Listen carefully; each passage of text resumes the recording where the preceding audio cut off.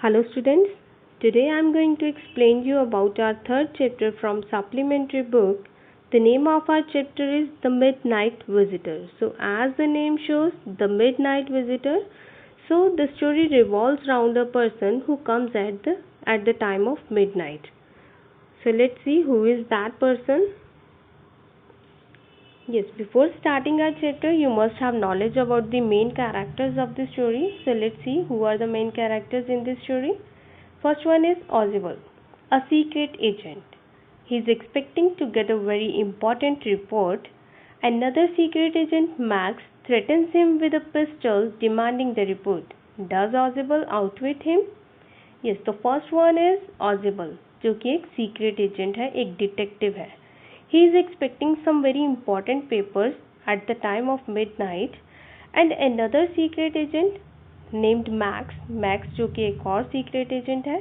He threatens him with a pistol, जैसे कि आप पिक्चर में देख सकते हैं, एंड डिमांड्स द रिपोर्ट, और वो उस रिपोर्ट्स को डिमांड करता है फ्रॉम ऑजिबल, जो ऑजिबल एक्सपेक्ट कर रहा है. मैक्स ऑजिबल को पिस्टल के पॉइंट पे वो रिपोर्ट उससे मांगता है. Does Ausable outwit him? So let's see in the story कि ऑजिबल उसको आउटविट कर पाता है, उसे अपनी चालाकी दिखा के उसको फुलिश बना पाता है, या फिर उसको रिपोर्ट्स दे देता है. How is Ausable different from other secret agents, and who is Fowler, and what is his first authentic thrill of the day? So after reading the chapter we have to find out कि ऑजिबल बाकी secret agent से कैसे different है, और जो Fowler है जो कि थर्ड कैरेक्टर है इस स्टोरी में, what is his first authentic thrill of the day. उसकी फर्स्ट ऑथेंटिक थ्रिल, कुछ एक्साइटमेंट वाला जो उसका एडवेंचरस वर्क है वो पूरे दिन में क्या है. Ozwald didn't fit any description of a secret agent Fowler had ever read. Now Fowler is a writer, उसने बहुत सारी बुक्स पढ़ी हैं, एंड उसने कभी भी ऐसी डिस्क्रिप्शन नहीं देखी है जैसी कि ऑजिबल की है एक सीक्रेट एजेंट की. That means Ausable doesn't match the description of a secret agent. उसमें कुछ भी ऐसा नहीं है ऑजिबल में जिससे उसको देख के ऐसा लगे कि ये एक सीक्रेट एजेंट है. Following him down the musty corridor of the gloomy French hotel where Ozwald had a room, Fowler felt let down. अब जैसे कि फॉलर ने बहुत सारी बुक्स पढ़ रखी थी और उसको ऑजिबल को देख के कुछ भी ऐसी फीलिंग नहीं आई कि ये कोई सीक्रेट एजेंट है, तो जब वो उसको फॉलो कर रहा था, उसके साथ साथ चल रहा था, उसके पीछे चल रहा था, उसके रूम में जाने के लिए, ऑजिबल के रूम में, जो कि एक होटल में उसने रूम ले रखा था, तो वो जो जिस रास्ते से वो गया, दैट मीन्स जो उस रूम तक पहुंचने का जो रास्ता था, जो कॉरिडोर था, वो बहुत ही ग्लूमी सा, poorly lit, that means light नहीं थी, बहुत डार्क सा था रास्ता, और मस्टी कॉरिडोर था. मस्टी मीन्स जहाँ पे सीलन की डैम्प स्मेल सी आ रही थी, कुछ सैलाब लाइक गीली गीली सी स्मेल आ रही थी. एंड तो ये सारी चीज़ें देख के वो बहुत ही डिसअपॉइंट हुआ. लेट डाउन मीन्स डिसअपॉइंट, बहुत ही निराश हुआ, कि क्योंकि उसने तो ऐसा कभी भी कुछ पढ़ा ही नहीं था कि कुछ एक सीक्रेट एजेंट है, मानो तो वो एक इस तरह के रूम में रह रहा होगा, इस तरह के होटल में ठहरा हुआ होगा. So it was a small room on the 6th and the top floor and scarcely a sitting for a romantic adventure. Now the description of the room is given here कि जिस room में ऑजिबल ठहरा हुआ था वो कैसा दिखता था. It was on the 6th floor and it was the top floor of the hotel and had scarcely setting for a romantic adventure. और उसके रूम में कोई भी ऐसी सेटिंग नहीं थी जिससे कुछ लगे कि हाँ ये किसी जासूस का या किसी डिटेक्टिव का रूम है. Ausable was for one thing fat, very fat, and then there was his accent. अब यहाँ पे दूसरा रीज़न कि वो ऑजिबल किस तरह से उसके ऊपर की कोई भी सीक्रेट एजेंट की जो डिस्क्रिप्शन है वो फिट क्यों नहीं हो पा रही थी, वो ये थी. पहली बात तो ये कि ऑजिबल बहुत मोटा था, एंड दूसरी बात उसके बोलने का ढंग, his way of speaking. Accent means a person's way of speaking that is associated with the country, city और area in which he is residing. जिस कंट्री में हम रहते हैं, जिस एरिया में और जिस सिटी में रहते हैं, तो वहाँ के बोलचाल का जो ढंग है, वो बोलचाल का वे है, उसका कुछ ना कुछ इफ़ेक्ट हमारी स्पीकिंग पे आ जाता है। हम भी उसी तरह के वर्ड्स, उसी तरह की कुछ एक वर्ड्स यूज़ करते हैं और बोलने का हमारा वे वैसा हो जाता है जैसे वहाँ के लोग बोलते हैं, वहाँ का कल्चर है। So this is known as accent. अब now about Ausable, though he spoke French and German passably. अब जिस कंट्री में वो रह रहा है, पेरिस में रह रहा है ऑजिबल, तो जैसे कि यहाँ लिखे though he spoke French and German passably, चाहे वो फ्रेंच और जर्मन लैंग्वेजेस बहुत अच्छे से और बोल लेता था। पैसिबली मीन्स गुड इनफ और एवरेज, मतलब चाहे अच्छे से या ठीक ठाक से बोल लेता था, बट फिर भी he had never altogether lost the American accent he had brought to Paris from Boston 20 years ago। But फिर भी जो उसकी बोलचाल में अमेरिकन एक्सेंट झलकता था, जो कि वो 20 साल पहले पेरिस में जब आया था बॉस्टन से, तब वो अमेरिकन एक्सेंट के साथ आया था। तो वो अभी भी वो उसके बोलने का जो ढंग था, एक्सेंट था, वो अभी भी उसकी आवाज़ में, उसके वे ऑफ स्पीकिंग में झलकता था। You are disappointed, Audible said wheezily over his shoulder।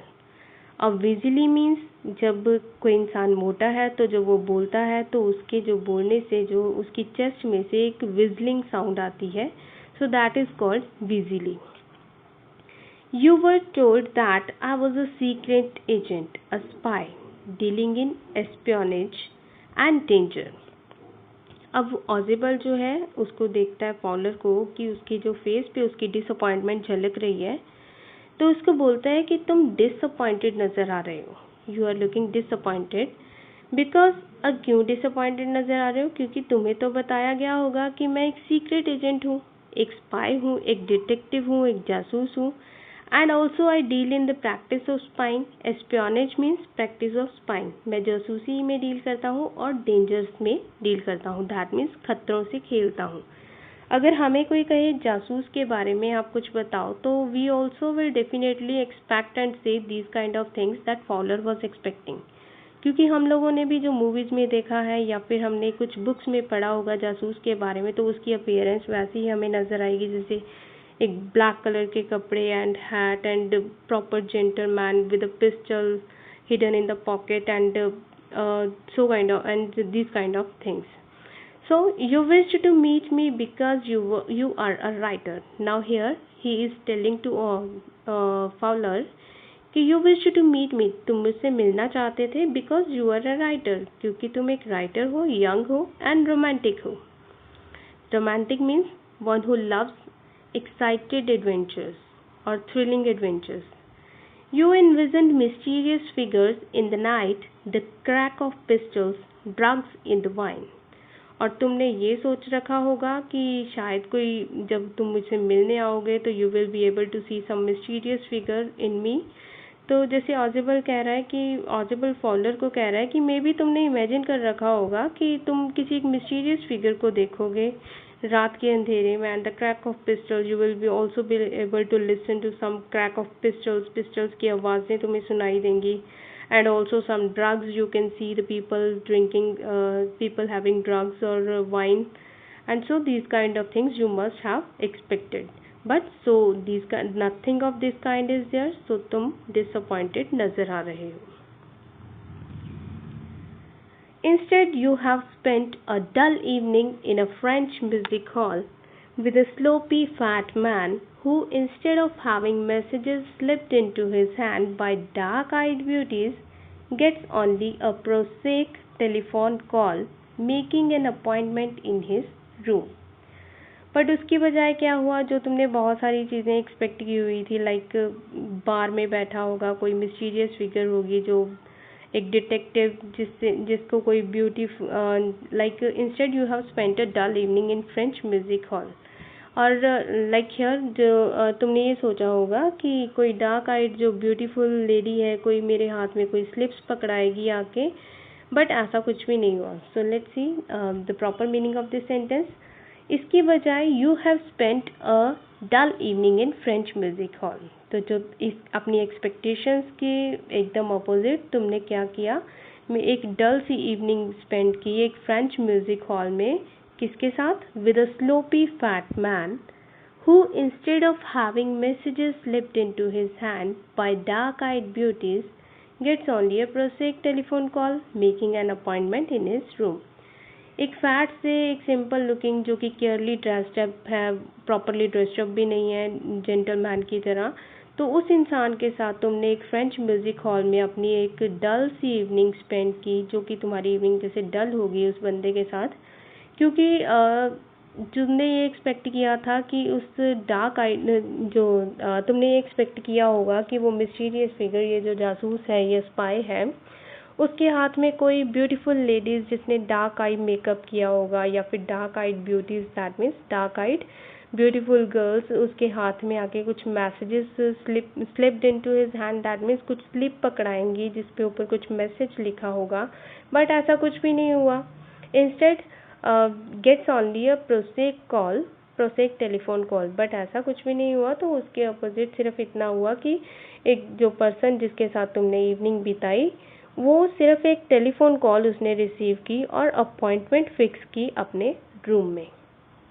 You have been board, और तुम पूरे टाइम बोर हो रहे होगे. और इस सारे से तुम्हारी जो, इसीलिए उसने बोला कि डल इवनिंग, तो दैट मीन्स वो पूरी इवनिंग वो जो तुम फाउलर को ये बोल रहा है, ये ऑजिबल तो कह रहा है कि तुम पूरा टाइम बोर होते रहे. The fat man chuckled to himself as he unlocked the door of his room. अब ये सारी बातें वो कहाँ पर कर रहा है, जहाँ पे वो अपने कॉरिडोर से होता हुआ रूम में जा रहा है, and follower is following him. तो अब ऐसे ही जब वो ये सारा कुछ उसे कह रहा है ऑजिबल, तो वो अपने अंदर ही अंदर सीक्रेटली हंसता है, थोड़ा सा स्माइल करता है. चक्कर मीन्स दबदबी हंसी हंसना. तो जैसे वो डोर अनलॉक कर रहा है, तो ये सारी बातें कहते हुए हंसता है अंदर से. And stood aside to let the frustrated guest enter. और जैसे उसकी फ्रस्ट्रेशन फॉलोअर की उसके फेस पे झलक रही थी, तो उसको वो अंदर रूम में जाने के लिए साइड देता है, ऑफर करता है. दैट मीन्स वो खुद अनलॉक करके डोर को साइड पे खड़ा हो जाता है और उसको अंदर जाने देता है. You are disillusioned, Ausable told him. अब ऑजिबल ने फॉलोअर को कहा you are disillusioned. Disillusion means किसी वजह से डिसअपॉइंट होना, कि जैसे हमने जो कुछ सोच रखा है वो ऐसा नहीं होता, तो एक पर्सन डिसअपॉइंट हो जाता है. तो same way he is saying to Fowler that you are disillusion. But take cheer my young friend, but फिर भी तुम खुश रहो. फिर से बोल रहा है कि खुश हो my young friend. Presently you will see a paper, a quite important paper for which several men and women have risked their lives, come to me. अब वो उसे कह रहा है, थोड़ा सा उसको खुश करने के लिए, या फिर उसको थोड़ी उम्मीद जगाने के लिए कि कुछ एक्साइटिंग सा अभी होने वाला है. So take chair. And presently कहता है कि अभी तुम एक पेपर देखोगे, you will see a paper, जो कि बहुत ही ज़्यादा इम्पॉर्टेंट है, और जिसके लिए बहुत सारे लोगों ने, बहुत सारे मैन एंड वुमेन ने अपनी लाइफ्स को रिस्क पे लगाया है. वो पेपर्स अभी मेरे पास आने वाले हैं. Someday soon that paper may well affect the course of history. और वो जल्दी ही ऐसा दिन आएगा जब वो पेपर्स जो हैं they will become a part of history. In that thought is drama, is there not? अब उसको फिर से खुश करने के लिए कह रहा है फॉलोअर को, तो कह रहा है कि इस थॉट में ड्रामा है ना, कि नहीं. As he spoke, Ozibel closed the door behind him.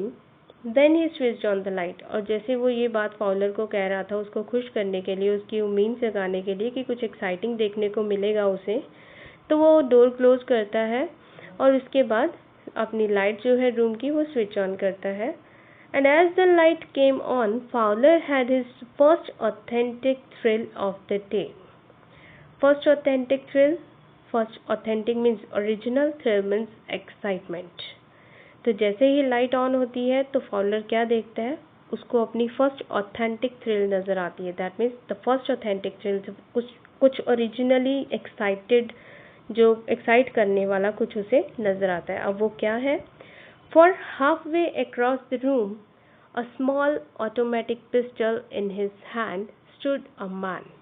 अब ये ऑथेंटिक और एक्साइट करने वाली चीज़ क्या है कि जब रूम के आधे रास्ते के पार डैट मीन्स जितना भी लंबा चौड़ा रूम है उसके थोड़ा सा आगे जाके आधे रास्ते को कवर करने के बाद एक इंसान खड़ा है जिसके हाथ में एक छोटी सी ऑटोमेटिक पिस्टल है।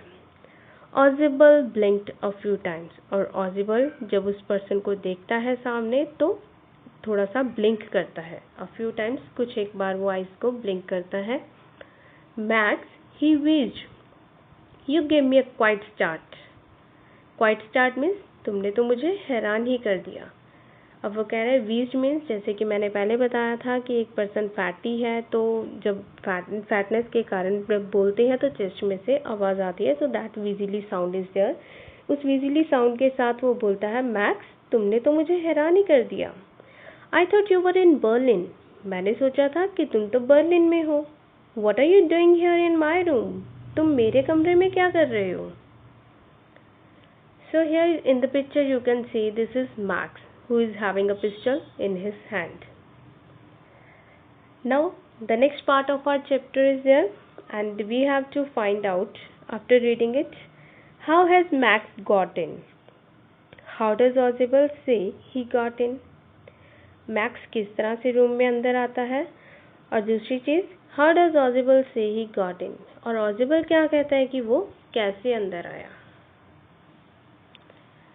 अब मैक्स की अपीयरेंस बताई जा रही है यहाँ पे। Max was slender, a little less than tall, with features that suggested slightly the crafty pointed countenance of a fox. अब मैक्स की अपीयरेंस को यहाँ पे डिस्क्राइब किया गया है कि वो कैसा दिखता है। He is very thin person, slender means thin, बहुत ही पतला सा इंसान है। A little less than tall, एक लंबे इंसान से थोड़ा सा छोटा, that means average height. With features that suggested slightly the crafty pointed countenance. Countenance means facial expressions, pointed means तीखे sharp, and crafty means tricky. और जिसके जो facial expressions है वो बहुत ही tricky और जो एक fox की तरह बहुत ही चालाक चुस्त से उसके जो facial expressions हैं जो हमें बताए जा रहे हैं यहाँ पे। That means उसके जो facial expressions हैं और जो फीचर्स हैं उसके बहुत ही शार्प हैं और उसको देख के ऐसा लगता है कि ये एक फॉक्स के जैसा चालाक इंसान है। There was about him aside from the gun nothing specially menacing, और उसके अंदर असाइड फ्रॉम अ गन, एक गन को छोड़ के कुछ भी ऐसा थ्रेटनिंग नहीं था उसकी अपीयरेंस में जिससे किसी को देख के डर लगे।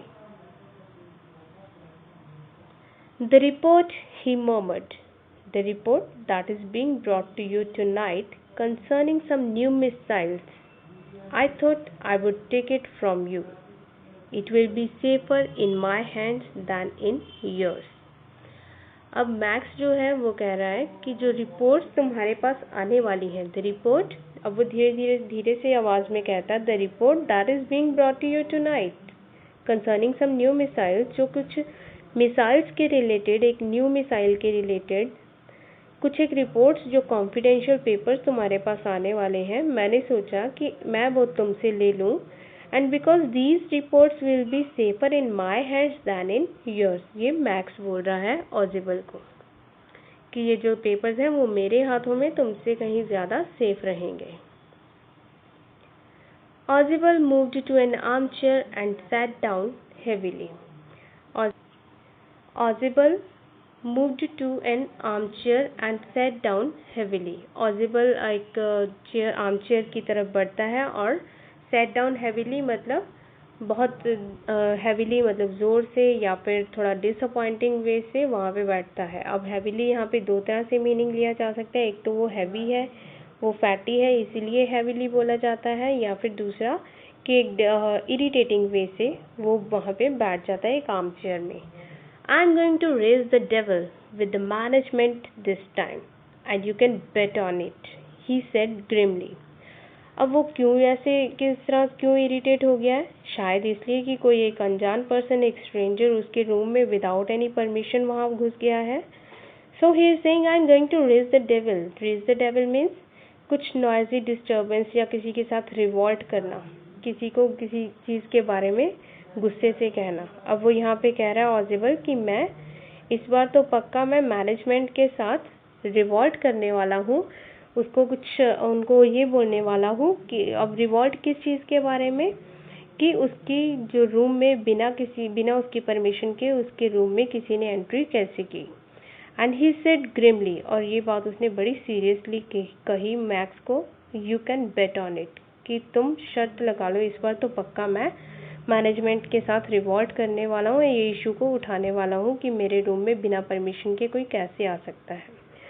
अब वो आगे से कहता है, this is the second time in the month that somebody has got into my room through that nuisance of balcony. ये दूसरी बार हो गया कि कोई भी मेरे कमरे के अंदर उस स्टूपिड बालकनी के रास्ते से आ जाता है। अब balcony, nuisance means causing trouble, कुछ एक वहाँ पे मानो उसके जैसे रूम के बाहर शायद कोई बालकनी है, as you can see in the picture, कि कोई वहाँ से एंट्री का रास्ता होगा या नहीं होगा, या जैसे भी whatever he has said according to his wording. Ausable की वर्डिंग के अकॉर्डिंग ऐसा लगता है कि शायद वहाँ पे उसके रूम के बाहर कोई बालकनी है और वहाँ से कोई भी उसके रूम में आ सकता है। So he is very irritated at this point and he wants to raise the issue regarding this with the management of the hotel. Fowler's eyes went to the single window of the room. अब Fowler जो ऑजिबल के साथ आया था, उसकी जो eyes हैं वो घूमती हैं और वो देखता है सिंगल विंडो जो उसके रूम में दिखाई दे रही है उसे, ऑजिबल के रूम में जो एक ही विंडो, सिंगल विंडो है, उसको दिखाई दे रही है, तो उसकी तरफ उसका ध्यान जाता है फाउलर का। It was an ordinary window against which now the night was pressing blackly. अब वो देखता है कि ये तो एक ऑर्डिनरी सी, एक साधारण सी विंडो है जिसमें वो देख सकता था कि there was outside only black and black could be seen, कि दैट मीन्स रात का टाइम है ये, और प्रेसिंग ब्लैकली दैट मीन्स जो रात का अंधेरा था वो वहाँ से विजिबल था, कोई बालकनी नज़र नहीं आ रही थी, it was just only the darkness was there. Balcony, Max said with a rising inflection. Rising inflection मतलब उसकी टोन में, मैक्स की टोन में थोड़ा सा चेंज आया, उसने थोड़ी सी ऊंची सी आवाज़ करके कहा, बालकनी? नो, अ पास की। नहीं नहीं, मैं बालकनी से नहीं, मैं तो पास की से आया हूँ। पास की मतलब मास्टर की, दैट मीन्स एक मास्टर की जिससे कोई भी लॉक खुल सकता है। सो ही इज सेइंग कि मैं तो पास की के साथ आया हूँ कि लॉक खोल कर। I didn't know about the balcony. मुझे नहीं पता था इस बालकनी के बारे में। It might have saved me some trouble had I known. और अगर मुझे पता होता तो शायद जो ट्रबल मुझे फेस करनी पड़ी यहाँ आने में, तो वो शायद मुझे नहीं फेस करनी पड़ती। It is not my balcony, Ozible said with extreme irritation. अब Ozible और इरिटेट हो जाता है और वो कहता है कि ये मेरी बालकनी नहीं है। It belongs to the next apartment, ये तो नेक्स्ट अपार्टमेंट जो मेरे साथ वाला है, मेरे रूम के साथ जो अपार्टमेंट है उसको बिलोंग करती है, ये उनकी बालकनी है। ही ग्लांस्ड एक्सप्लेनेटरी एट फाउलर। अब वो फाउलर की तरफ देखता है कुछ एक्सप्लेन करने के वे से। You see, he said this room used to be a part of a large unit. अब वो फाउलर को एक्सप्लेन कर रहा है ये चीज़, और साथ में मैक्स भी सुन रहा है कि ये जो रूम है it used to be a part of a large unit, ये एक बहुत बड़े यूनिट का एक हिस्सा हुआ करता था जिस रूम में मैं रहता हूँ। And the next room through that door there, उस डोर से जो नेक्स्ट रूम है, used to be living room, वो वहाँ पे एक लिविंग रूम हुआ करता था, लिविंग रूम होता था इस रूम के जो नेक्स्ट रूम है। दैट मीन्स ये जो रूम है ऑजिबल वाला, वो एक यूनिट, बड़े से यूनिट का हिस्सा था, और जो साथ वाला रूम है उस डोर से होता हुआ किसी डोर की तरफ वो पॉइंट आउट करता है, तो ये एक लिविंग रूम था। इट हैड द बालकनी, और उस लिविंग रूम में बालकनी थी, विच x tends under my window now, और जो अभी मेरी विंडो के साथ भी एक्सटेंड करती है, मेरी विंडो के बाहर भी एक्सटेंड कर रही है। So that means he is telling about the common balcony of two rooms. You can get onto it from the empty room 2 doors down. और 2 doors को पार करते हुए, एक एम्प्टी रूम से, खाली रूम से होते हुए कोई भी इंसान वहाँ बालकनी में पहुँच जाता है। And somebody did last month, और ऐसा ही किसी ने पिछले महीने किया। The management promised to block it off, और मैनेजमेंट ने मुझे कहा कि वो इसको रास्ते को बंद करवा देंगे, but they haven't, बट उन्होंने इसे बंद नहीं करवाया है। Max glanced at Fowler, who was standing stiffly. अब जो ऑजिबल ये सारी चीज़ एक्सप्लेन कर रहा था फॉलर को, तो सामने मैक्स भी खड़ा था, वो भी सुन रहा था। ग्लांस मीन्स देखना किसी की तरफ, तो मैक्स ने फॉलर की तरफ देखा जो कि पूरी तरह स्टिफली मीन्स अकड़ कर एक सिविलियर स्ट्रॉन्ग मैनर में खड़ा था, like may be due to fear, डर की वजह से वहाँ अकड़ कर वैसे ही खड़ा था, हार्ड होकर। नॉट फार फ्रॉम ऑजिबल, जो कि ऑजिबल से कहीं ज़्यादा दूर नहीं था, ऑजिबल के पास ही खड़ा था। तो मैक्स उसकी तरफ देखता है, फॉलर की तरफ, and waved the gun with a commanding gesture, और अपनी गन को वेव करता है उसकी तरफ with a commanding means ordering gesture के साथ। Gesture means appearance of the face. Please sit down, he said, we have a wait of half an hour I think. अब वो उसको कह रहा है फॉलर को, क्योंकि ऑजिबल तो ऑलरेडी बैठा हुआ है आर्म चेयर पे, तो वो फॉलर जो खड़ा हुआ है वहाँ पे, तो उसको उसकी तरफ इशारा करते हुए मैक्स कह रहा है फॉलर को कि प्लीज़ सिट डाउन, कि बैठ जाओ, क्योंकि हमें अबाउट हाफ एन आवर हमें जो है वेट करनी है, कम से कम आधा घंटा हमें वेट करनी है रिपोर्ट्स के आने तक। 31 minutes, ऑजिबल said मूडीली।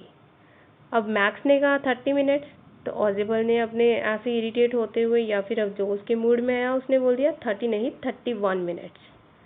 The appointment was for 12:30, की जो अपॉइंटमेंट फिक्स की हुई है रिपोर्ट्स के आने की वो है 12:30, 12:30 बजे की।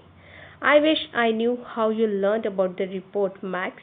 अब ऑजिबल कह रहा है कि काश कि मुझे पता होता मैक्स कि तुम्हें रिपोर्ट्स के बारे में कैसे पता चला कि वो 12:30 बजे आने वाली हैं मेरे पास।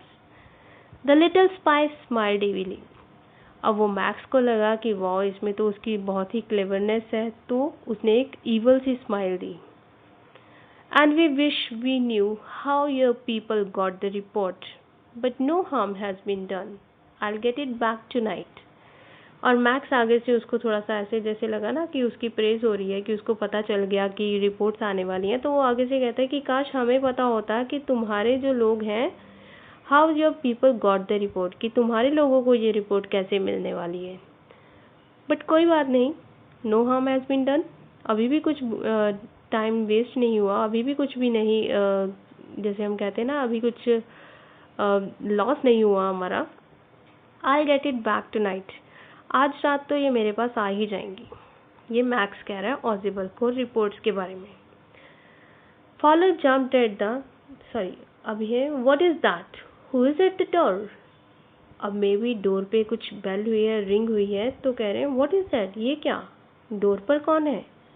Faller jumped at the sudden knocking at the door, और फॉलर स्टार्टल्ड, जम्प्ड मीन्स घबरा जाता है जब अचानक से नॉकिंग होती है, डोर पे कोई नॉक करता है। ऑजिबल जस्ट स्माइल्ड, और ऑजिबल रिलैक्स वे से स्माइल करता है। That will be the police, he said, और कहता है कि शायद पुलिस होगी।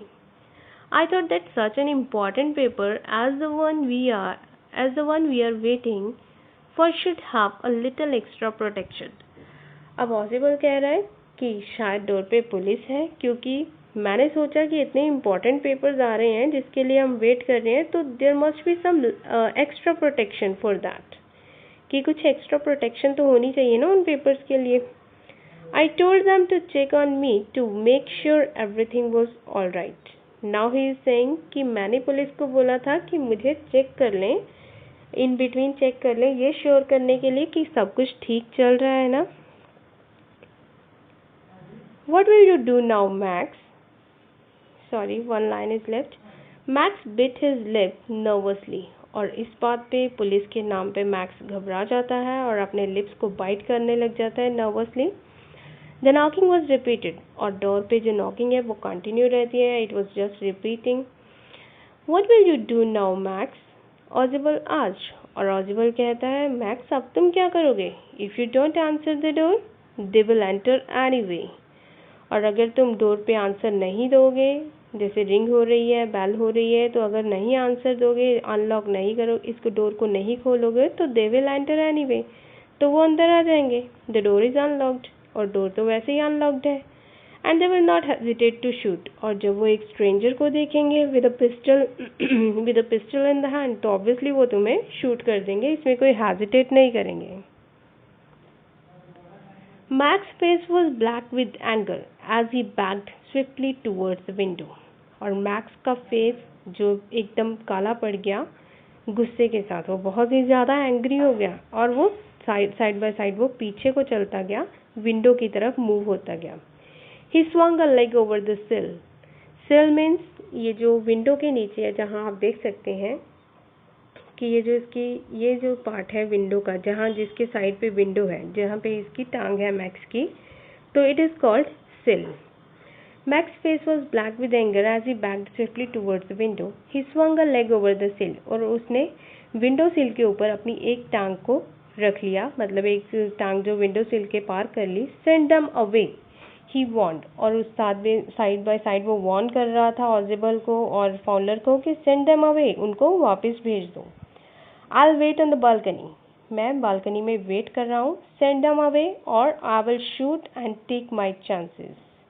अदरवाइज क्या होगा, अगर तुम उनको वापस नहीं भेजोगे तो मैं तुम्हें शूट कर दूंगा। आई विल शूट, मैं गोली चला दूंगा। एंड टेक माई चांसेस, और मैं रिस्क लेने के लिए तैयार हूँ। तब अगर हमें पुलिस पकड़ती है तो पकड़ ले, नहीं तो मैं तो शूट करने वाला हूँ। The knocking at the door became louder and a voice was raised. Mr. Audible, Mr. Audible. तो जो नॉकिंग थी डोर पे वो अगेन एंड अगेन रिपीट हो रही थी, आवाज़ और ज़्यादा ऊंची हो रही थी नॉकिंग की, और साथ में उन्होंने जो भी डोर पे था पर्सन, उसने आवाज़ भी लगाई, मिस्टर ऑजिबल, मिस्टर ऑजिबल।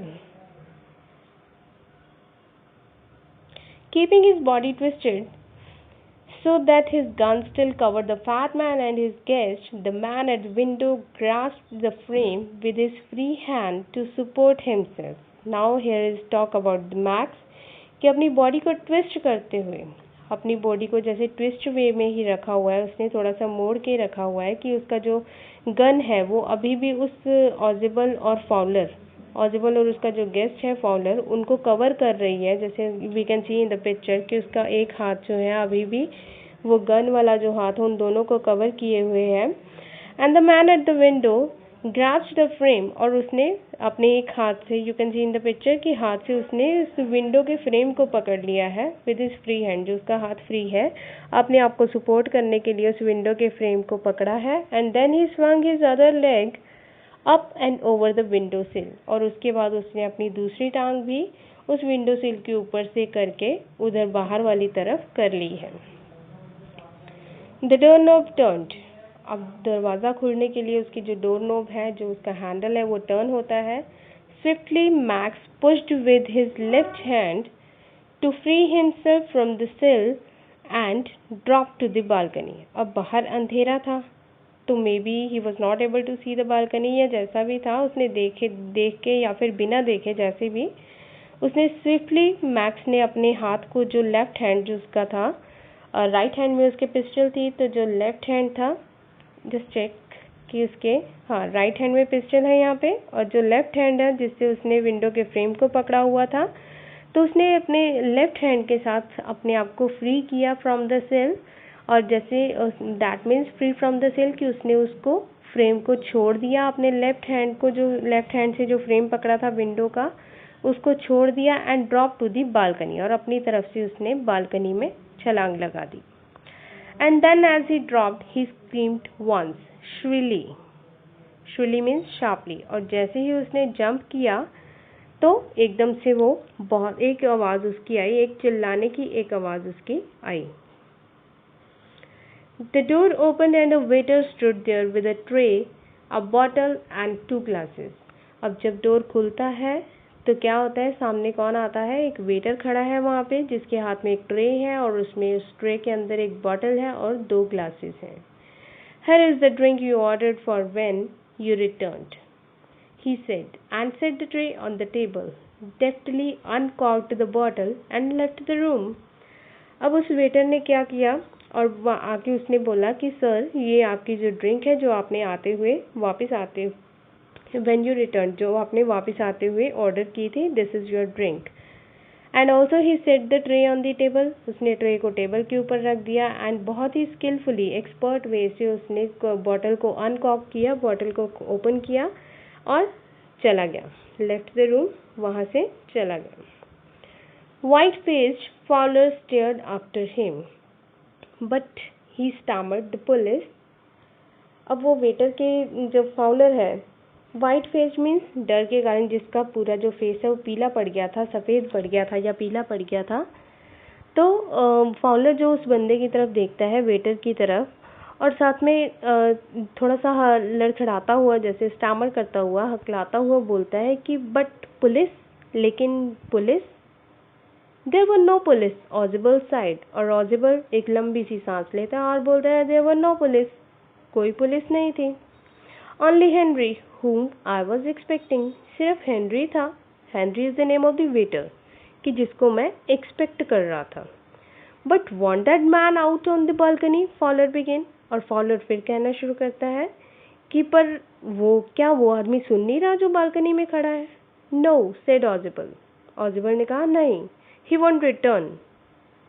अब वो बिल्कुल वो अब वापस नहीं आएगा। You see my young friend, there is no balcony, क्योंकि वहाँ पे तो कोई बालकनी है ही नहीं।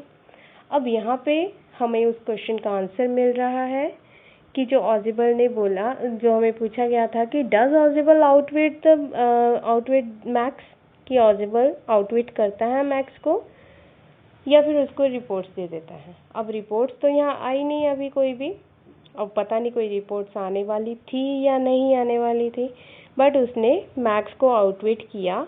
क्यों? क्योंकि वहाँ पे तो उसने कहा कि विंडो के बाहर कोई बालकनी ही नहीं थी, और विंडो के बाहर जब उसने जंप किया तो the room was on the 6th floor and it was the top floor of the hotel. तो ऑब्वियसली मैक्स जो है वहाँ से जंप करके नीचे गिर गया होगा, और वो नीचे गिर के बचा है या मर गया, that God knows, that is not disclosed here. So इस तरह से उसने एक कहानी सी रची, अपने आप से एक कहानी क्रिएट की ऑजिबल ने। तो अब ये हमें इस क्वेश्चन का भी यहाँ आंसर मिलता है कि in which way he is different from other secret agents. तो अब ये किस तरह से डिफरेंट था सीक्रेट एजेंट्स से, एक तो अपनी अपीयरेंस में, और दूसरा जिस तरह से उसने आउटविट किया मैक्स को, एक अपने आप से कहानी क्रिएट कर दी। हेनरी के नाम पे उसने पुलिस का नाम बना दिया कि पुलिस आई है, एंड किस तरह से उसने ये क्रिएशन की पूरी। तो इस तरह से it is showing that he was very experienced spy. So with this we have come to an end of the chapter. I hope you have well understood it. Thank you and have a nice day.